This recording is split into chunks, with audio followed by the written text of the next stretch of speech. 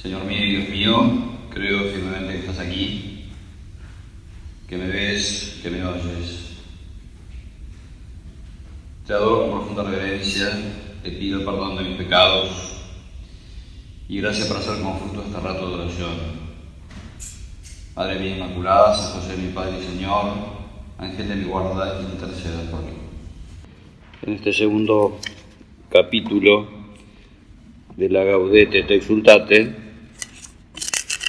el Papa habla de esos dos enemigos sutiles de la santidad, que él llama también como falsificaciones.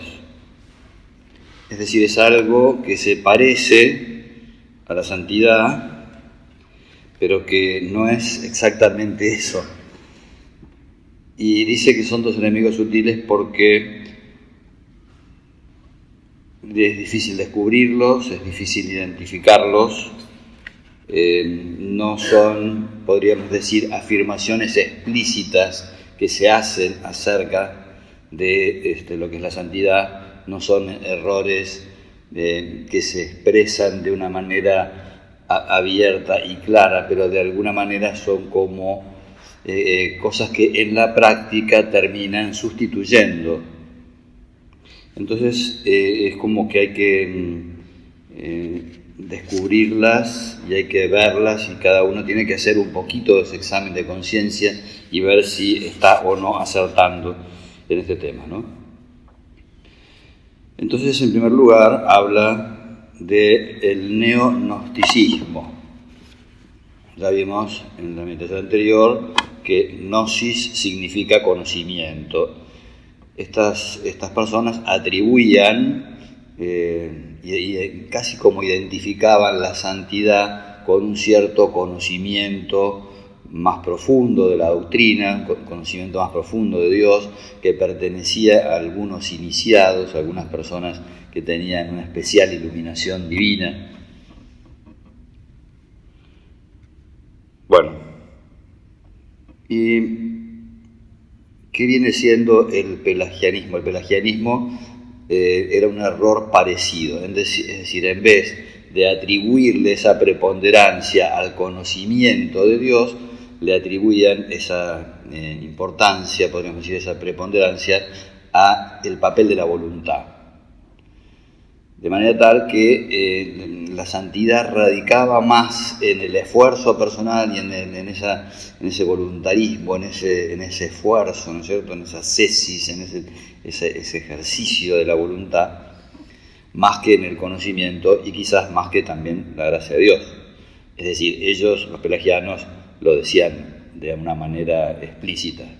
El neopelagianismo viene a ser no una declaración explícita de que la santidad radica en el esfuerzo de la voluntad, pero podríamos decir como que en la práctica vendría a resultar algo parecido. El Papa habla de cómo hay gente que sí, digamos, menciona el poder de la gracia, menciona el valor de la gracia, pero como que en la práctica lo que importa de verdad es el esfuerzo. Por eso en otro momento de su doctrina, la Evangelii Gaudium, habla de que la religión, nuestra fe, el cristianismo, no es como el estoicismo. ¿Vieron? Los estoicos eran personas que no se perdonaban una, es decir, todo dependía del esfuerzo, de la voluntad, ¿no es cierto? El pelagianismo parecido al estoicismo en este sentido. Ya no era la inteligencia lo que ocupaba el lugar del misterio y de la gracia, sino la voluntad. Se olvidaba que todo depende no del querer o del correr, sino de la misericordia de Dios, y que Él nos amó primero. Podríamos decir es como que en la práctica olvidarse de que todo lo que nosotros tenemos es recibido, de que todo lo que nosotros somos viene de la mano de Dios, que después de ese haber recibido ese amor de Dios y después de que Dios se entregó por nosotros, evidentemente todo eso va a realizar en nuestro interior ese deseo de ser semejantes a Él, ¿no? De morir junto con el Señor, consepulti estis cum Cristo en el bautismo, ¿no? Hemos sido consepultados con Cristo en el bautismo, junto con Él resucitaremos. No soy yo el que vive, sino que es Cristo el que vive en mí.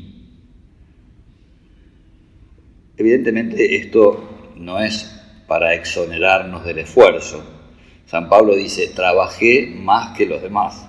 Quiere decir, no yo, sino la gracia de Cristo en mí. Es decir, la gracia de Dios no es enemiga del esfuerzo. La gracia de Dios no es algo que a nosotros nos lleve a quedarnos tranquilos y a no hacer absolutamente nada y a esperar todo de Dios. No, la gracia de Dios, confiar en la gracia de Dios no nos lleva al quietismo, no. Pero evidentemente es algo que lo tenemos que tener como muy presente, ¿no?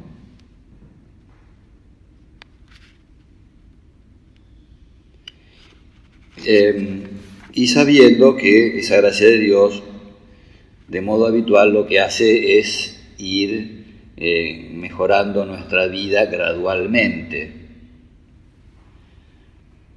Y que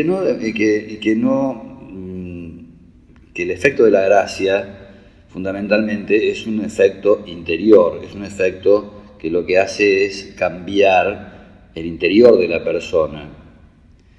Porque un gran riesgo de este voluntarismo, podríamos decir, de este confiar en la voluntad, es el darle una enorme importancia a la obra externa. Es darle mayor importancia a la obra externa que al cambio interior. Nosotros tenemos ese riesgo podríamos decir, como de estar continuamente autocalificándonos, poniéndonos nosotros mismos la nota. Es decir, es torturante eso, porque uno está siempre en deuda, uno está siempre continuamente dándose cuenta de que uno no está llegando al nivel al que tenía que llegar, ¿no? Y además también podemos nosotros, digamos, como exigirle a las personas de modo continuo y decirle, mirá, todavía no llegaste. Y es cierto, todavía no llegamos. O sea, este afán, podríamos decir, como de estar en regla con Dios, es realmente hace de la lucha interior algo verdaderamente imposible. Porque nosotros nos vamos a morir teniendo errores, nos vamos a morir teniendo problemas, nos vamos a morir teniendo pecados, siempre vamos a tener algo, ¿no? La perfección absoluta existe solamente en el cielo, la perfección de las obras, ¿no? A San Francisco de Sales se le atribuyen, estas frases se le atribuyen a él, yo no sé si él la escribió, bueno, el cardenal Mercier en una de sus obras atribuye a San Francisco de Sales estas palabras, ¿no? Dice: hay una perfección imposible a los más perfectos, que es la perfección de la conducta. Es decir, que todas las cosas que uno hace estén bien hechas. Es imposible. Hasta para los más perfectos. Pero hay una perfección inmediatamente realizable para los más imperfectos, que es la perfección del corazón. La perfección del corazón, ¿cuál es? La perfección del corazón es la perfección del amor, es la perfección de la caridad. El amor de Cristo ha sido derramado en nuestros corazones. Esa es la perfección que el Señor nos pide. Estas palabras que vienen ahora sí son de San Francisco de Sales, y dice lo siguiente: cada cual se forja la perfección a su modo. Unos la ponen en la austeridad de los vestidos, o piensan, podríamos decir, ¿no es cierto?, que son más santos porque viven austeramente, ¿no? Otros en la austeridad de los manjares. Estamos en el horno. Si esta es la perfección, en esta casa no se puede vivir la perfección porque la austeridad de los manjares no existe. O por lo menos delante de los manjares que uno le pone es muy difícil decir que no. Otros lo ponen en la limosna. Fíjense, son todas cosas buenas, ¿no? Todas cosas buenas, pero son como una especie de absolutización. Algunos ponen la perfección en eso, en la rectitud de la doctrina. Una cosa buena. Otros lo ponen en la, en la austeridad o en la templanza. Otros lo ponen en la frecuencia de los sacramentos. Cosas buenas, ¿no es cierto? ¿Qué cosa más buena que la frecuencia de sacramentos? Otros en la oración o en una contemplación pasiva y supereminente. Otros en aquellas gracias que se han recibido. Y todos se engañan tomando los efectos por la causa, lo accesorio por lo principal, y con frecuencia la sombra por el cuerpo. En cuanto a mí, no sé y no conozco otra perfección sino amar a Dios de todo corazón y al prójimo como a nosotros mismos. No existen distintas fórmulas para la santidad. No existen distintas fórmulas para la perfección. La perfección y la santidad no consisten en la realización de unas obras predeterminadas. No, consiste en ese ser semejantes a Dios, en lo propio y específico de Dios, que es el amor. La Iglesia enseñó reiteradas veces, acá cito el número 52 de la Gaudete Exsultate, la Iglesia enseñó reiteradas veces que no somos justificados por nuestras obras o por nuestros esfuerzos, sino por la gracia del Señor que toma la iniciativa. Él nos amó primero. San Basilio Magno remarcaba que el fiel se gloría solo en Dios porque reconoce estar privado de la verdadera justicia y que es justificado únicamente mediante la fe en Cristo.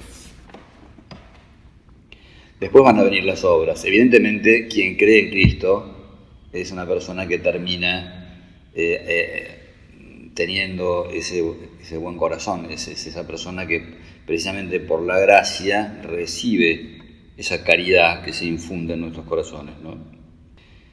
Pero aquí entra un tema interesante, que es el tema del mérito. Porque, miren, nosotros, el tema del mérito es lo que yo hice y lo que yo merecí por lo que hice. Hay una película que se llama ¿Qué hice yo para merecer esto? ¿No? Creo que son varias películas que tienen unos títulos parecidos. Entonces nosotros estamos haciendo esa comparación, ¿no? Entre lo que hicimos y lo que recibimos, entre lo que hicimos y lo que merecemos. Y entonces podemos pensar, ¿nosotros nos merecemos propiamente el cielo? ¿Nosotros nos merecemos propiamente ser hijos de Dios? ¿Nosotros nos merecemos propiamente que Dios habite en nuestros corazones? Bueno, la realidad es que ningún ser humano puede hacer nada que sea lo suficientemente grande como para obligarlo a Dios a que nos dé ese premio. Esa canción que dice, ¿qué te daré, qué te daremos, si todo es tu regalo? Esta es la realidad, y es una realidad que a nosotros nos tiene que dar también mucha tranquilidad y mucha paz. El que no perdonó ni a su propio hijo, ¿qué más dejará de hacer por nosotros? ¿Qué dejará de hacer por nosotros? Si él, no es que no lo perdonó, es una manera de hablar, ¿no es cierto? El que entregó a su propio hijo, ¿no es cierto? El que sufrió en su propia carne la entrega de su propio hijo, ¿no? Nos cuesta considerar, ¿no?, al padre que padezca, ¿no? Pero bueno, sí, también el padre padece la entrega de su hijo.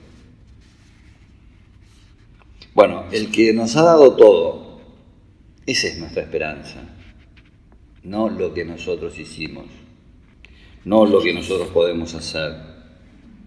Después el Señor nos va a dar, ¿no es cierto?, esa fuerza y esas ganas de hacer cosas por Él, de servirlo a fondo, de exigirnos. Pero todo empieza con con ese regalo primordial que es la gracia, ¿no es cierto? Que es que Él nos convierte en hijos suyos. Se dice que somos justificados gratuitamente porque nada de lo que precede la justificación, sea la fe, sean las obras, merece la gracia misma de la justificación. Porque si es gracia, ya no es por las obras. De otro modo, la gracia ya no sería gracia. Gracia significa algo gratuito. ¿Por qué se llama gracia? Se llama gracia porque Dios nos la da, nos la regala, nos la da gratuitamente, no por algo guau que nosotros hayamos hecho antes.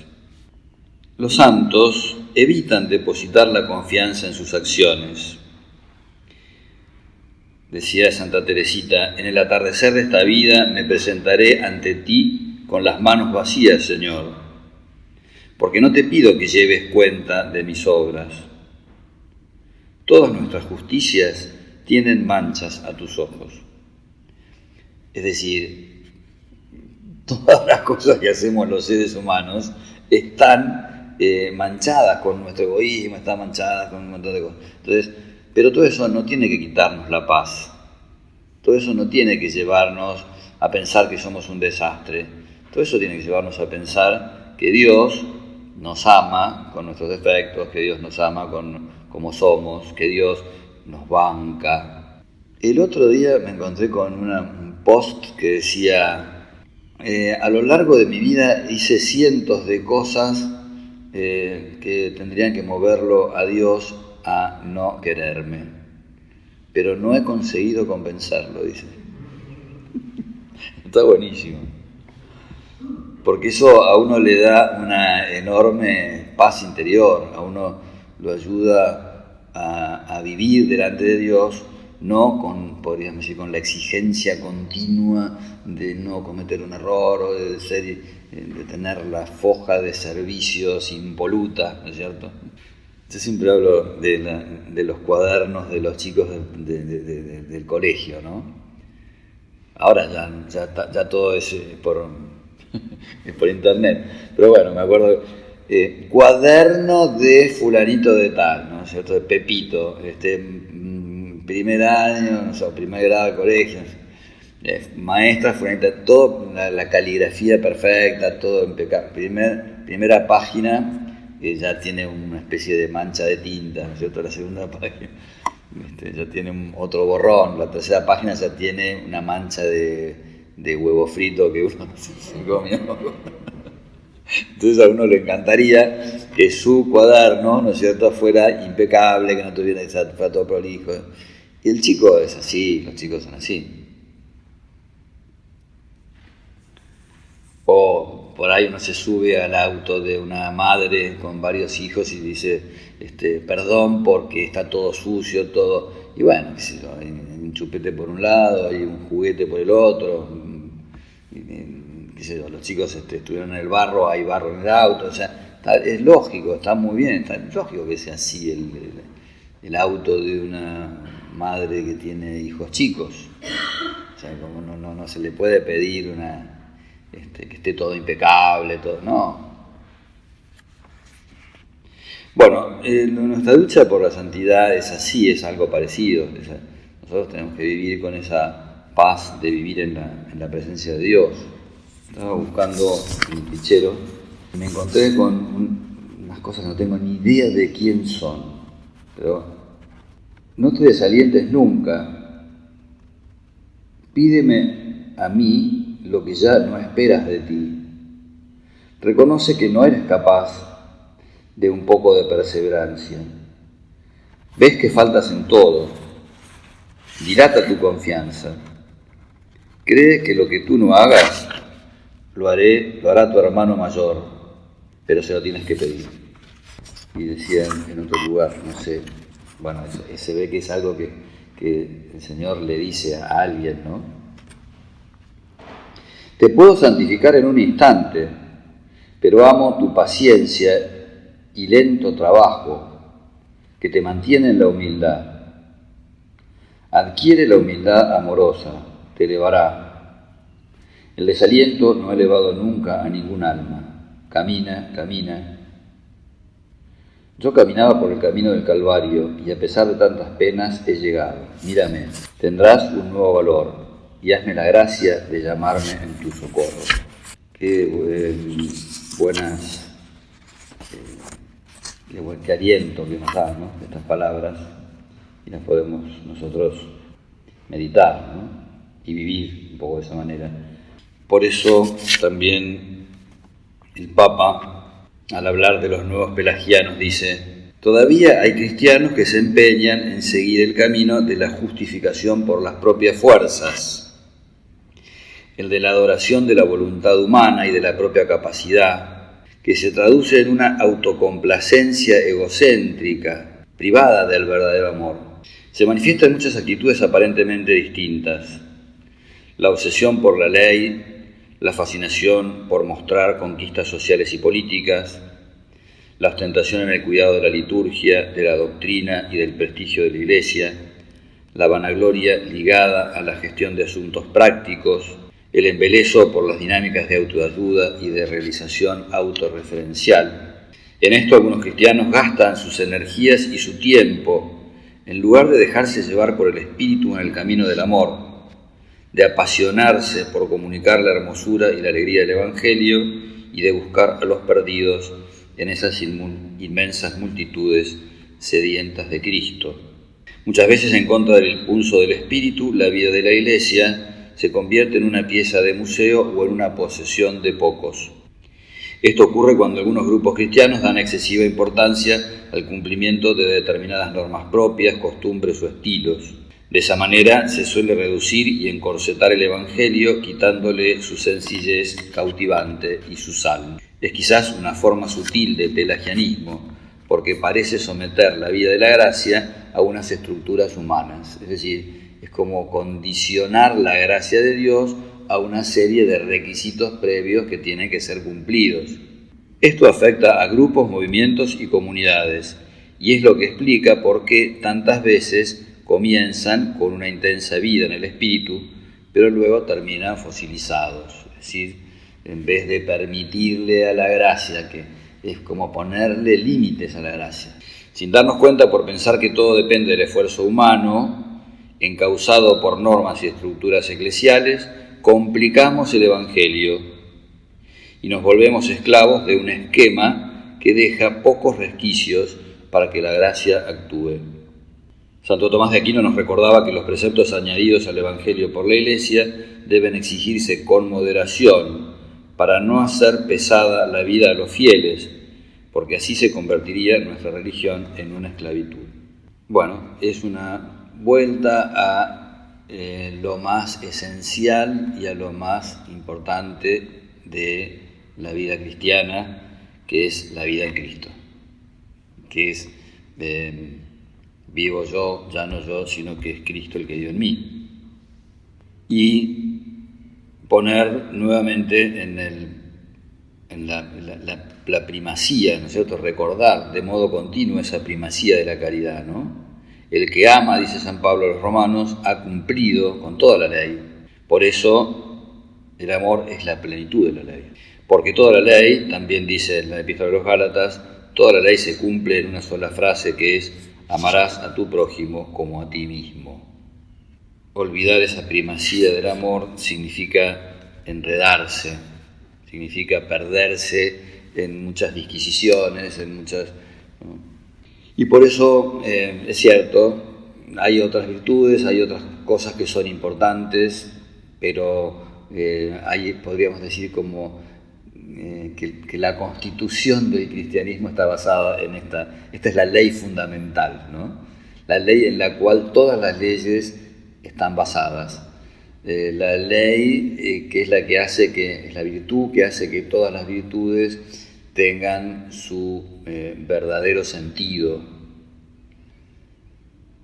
o su sentido más pleno, podríamos decir. Y en última instancia, si lo que nosotros estamos buscando es la unión con Dios, esa unión con Dios hemos de ponerla fundamentalmente en esa certeza de que Él nos amó primero, en esa certeza de que podemos hacer lo que nos dé la gana, no es para que nosotros seamos caprichosos, no es para que esto no es una incitación al pecado, no, es una incitación a tener paz interior, es una incitación a saber que esa salvación nos viene de Dios, no está en nuestras obras, no está en lo que yo hice, no está en la grandeza de lo que yo hice a lo largo de mi vida, no, está en que el Señor nos ama infinitamente, en que Él ha muerto por nosotros, en el que está dispuesto a hacer por nosotros absolutamente lo que haga falta, y esa es nuestra esperanza. Te doy gracias, Dios mío, por los buenos propósitos, afectos e invitaciones que me has comunicado en esta meditación. Te pido ayuda para ponerlos por obra. Madre mía Inmaculada, San José mi Padre y Señor, ángel de mi guarda, interceda por mí.